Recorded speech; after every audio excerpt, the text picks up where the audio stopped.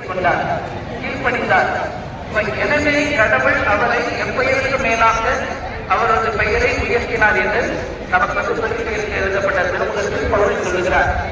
அப்போ ஆண்டவர் இயேசு கிறிஸ்து அவர் கடவுளின் கடவுளாக இருந்தாலும் கூட தாழ்ச்சியின் வழியாக கீழ்ப்படிதலின் வழியாக அவர் தன்னை மேன்மைப்படுத்திக் கொண்டார் என்பதை அங்கே பவுல் சுட்டிக்காட்டுகிறார்.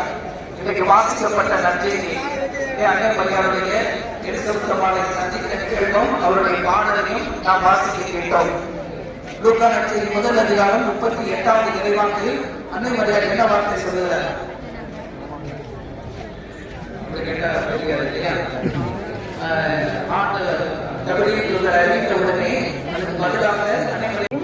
ஆண்டவர் நம்மிடம் எதிர்பார்க்கக்கூடிய இரண்டாவது பண்பு தாழ்ச்சி. இதை எனக்கு வசதி வந்துருச்சு அப்படின்னு சொன்னா அவங்களுடைய வாழ்க்கையின் முறையே மாறி போயிடுச்சு இல்லையா? கீழே இருக்கிற வரைக்கும் அவங்களுடைய உறவு நிலை, அவங்களுடைய மதிப்பு கொடுப்பது எல்லாமே ஒரு மாதிரி இருக்குது. கொஞ்சம் வசதி வந்துருச்சா அதுக்கப்புறம் பாத்தீங்கன்னா